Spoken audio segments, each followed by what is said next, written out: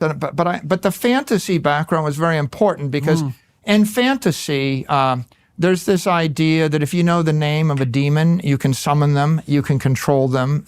Names are very powerful.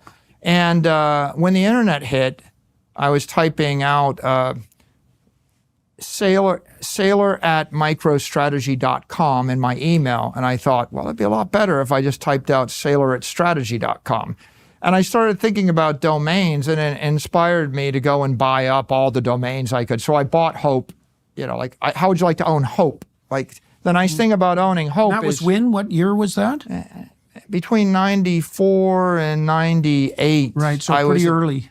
Pretty early on. And so I thought... How many domain names do you think you bought? I bought a bunch, but I bought about 30 of the classics. My idea was the most valuable thing is a constructive word in the English language that has a positive connotation that everyone understands, everybody can spell. So I bought Emma. Yeah. I bought Michael, my own Michael.com. I bought Mike.com. I bought Hope. I bought Voice. I bought Angel. I bought Alarm. I bought Speaker. How did you pick the words? I mean, you laid out some of the criteria. I bought every good word that I could buy. It was a digital real estate gold rush. Right. If you would sell it to me, I would buy it. I figured, what did I think? I think if 1 billion people learn to speak English, I'll give you an example. 1 billion people learn to speak English. How many of them know how to spell strategy? How many of them have a positive impression of strategy? Now I name my company MicroStrategy. Let me tell you, for 30 years, half our customers mispronounced it, microstrategies. Like, when you pick a word that's not in the English language, if you teach it to 3rd graders or 6th graders, the education system is burning the word. What does hope mean to you, right? That's different than naming a company Celebrelix. Celebrelix is not a word we can spell, and it's not a word that has a meaning, but Hope, Angel. It's a pretty strange opportunity to be able to buy words, which is essentially what happened. Right? And it happened in the internet era. Yeah, right. Now, if we go to mobile, my fascination was this idea that if software goes from the back office to the desk to my pocket, it goes from solid state to liquid state to vapor state. It's all around me. What happens when I can talk to it? What happens when it can talk back to me? Well, now you have to have an imagination. Science fiction, it's valuable because it says if you learn science and engineering, you can figure out what's the optimal way to get to Mars from the US. You start to understand gravity wells. You start to understand physics. That's very important for one part of the story. But the other part of the story is fantasy. I'm creating something in cyberspace. I'm an engineer, and I can imagine throwing a baseball in orbit. And if I throw it fast enough, it stays in orbit. And if I throw it harder, it breaks Earth's gravity field and it the sun. And if I throw it harder, it breaks the sun's gravitational field and it spins off into, Milky Way. Well, that's what science fiction or engineering teaches you. Fantasy teaches you I can throw the baseball and will it to be a flock of seagulls that land on my head and turn into a pot of gold because so those those are little paradigm revolutions in that fantasy, because they're frame breaking. The significance is in the hardware world, you're subject to thermodynamics and physics, and you better know it.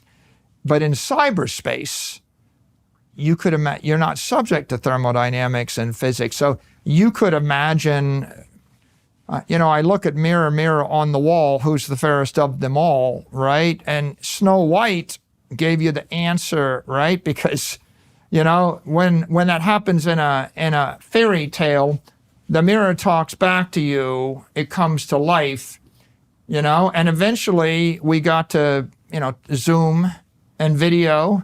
And pretty soon your iPad became a magic mirror, and pretty soon you could talk to, a relative of yours 8,000 miles away, and that was pretty magical. But then when you put the AI behind it, and the AI generates an AI image, you're not talking to a person, you're talking to an angel or a demon, right? And so now, if you want to design that stuff, if you want to design magic software... Why those words? An angel or a demon? Yeah. Yeah, because you see, one of the things I wanted to talk to you about today was the use of imagery, your use of imagery in your tweets and your marketing for Bitcoin, because like you have a strange mind in many ways, because you have your engineering background and you think that way, but you also have a foot in the world of fantasy. And there's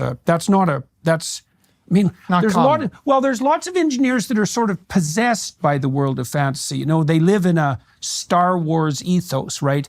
And many of them had their philosophy shaped by the science fiction that they read when they were in their early adolescence. And that really produced the religious and fantasy substrate of their thought. But there's not a lot of examination of that. But you thought about fantasy, by all appearances, in a lot more detail than that.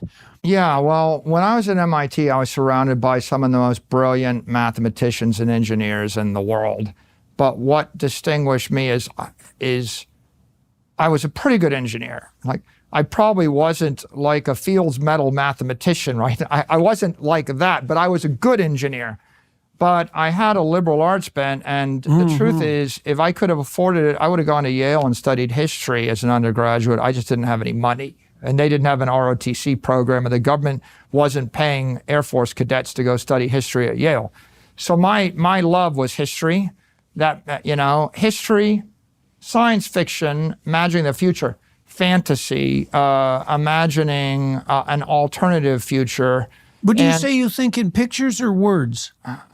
Images. You think in images? I'm a synthesist, so I generally, I'm the person that would tell you why the steam engine, and the governor of a steam engine is similar to a political process that was implemented in medieval Russia.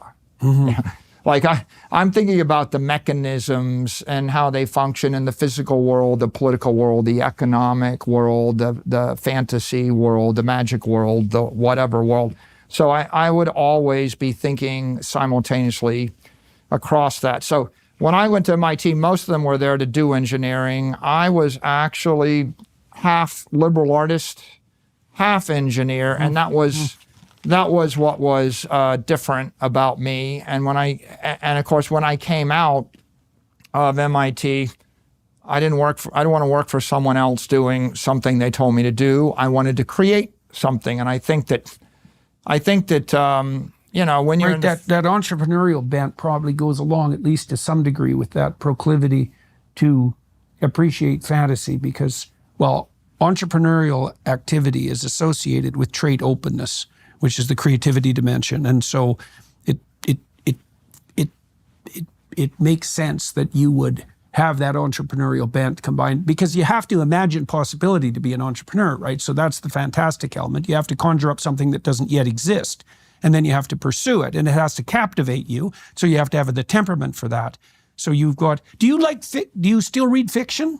I do, not as much as I used to. In my current stage in life, I spend a lot more time reading history, like cover to cover Durant's Story of Civilization, every volume, all 15,000 pages, or all the history of America, conceived in liberty, Rothbard's History of America Before the Revolutionary War, or History of Economic Thought.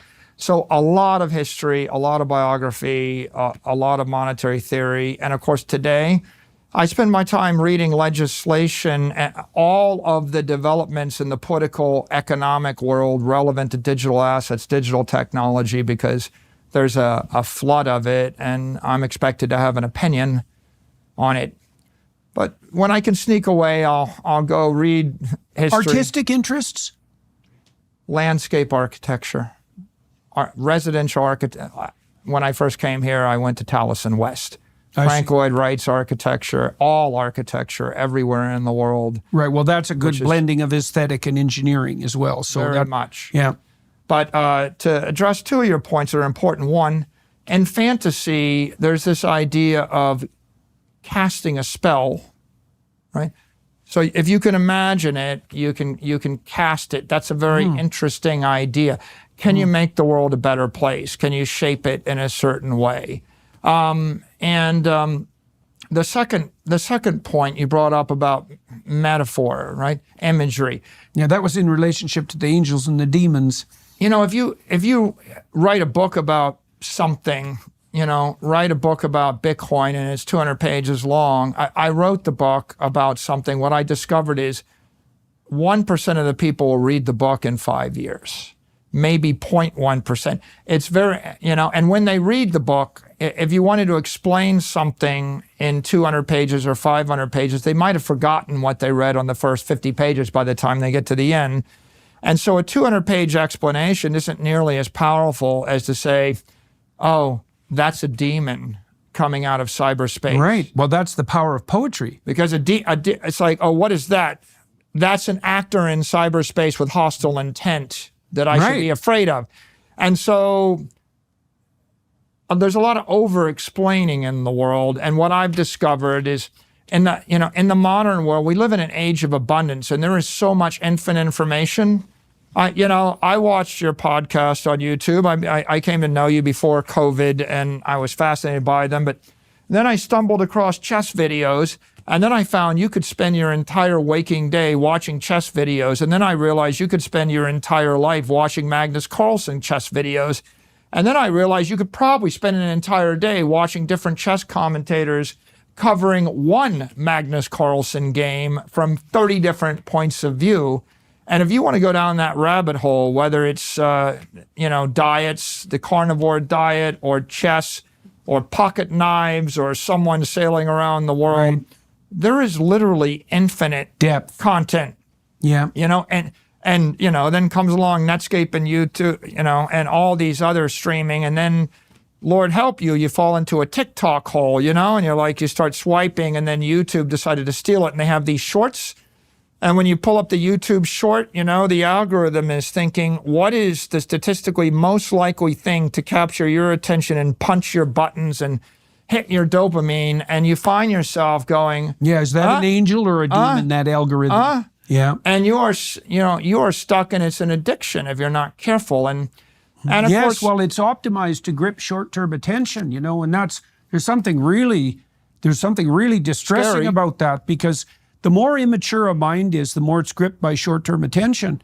And these bloody algorithms maximize for short-term attention, and the attention fragments are getting shorter as the content gets shorter. And so we're literally training super intelligent AI systems to hook us in keeping with our hedonistic drive. So that's a demon, I would say. And it's not a fair fight. It's not a fair fight. It's a 16-year-old boy against the smartest, AI in the world, trying to addict the boy to the imagery they feed, right? And so the smartest engineers and the smartest AI systems that are actually operating in ways that we don't even understand, because they're reinforced. They learn by reinforcement. But so they understand things about us that we don't understand, they understand. Coming back to my communication style, then, what I realize is people just don't have the time. Like, you can, for example, in life, you can equivocate. You could say, well, you might do this and you might do that, and do your own research. And if you think blah, blah, blah, then this might happen, and read these 82 pages. Yeah. Or you can say, this is digital gold, but it's going to crush real gold by a factor of 10. Okay, so let's leap ahead into the Bitcoin issue, because I still want to know, because you set up the background now. You've described how your mind works. You described the fact that you recognize patterns and that you see possibility. I want to hear how that translated into your discovery of Bitcoin and where that went. Okay. It's March of 2020.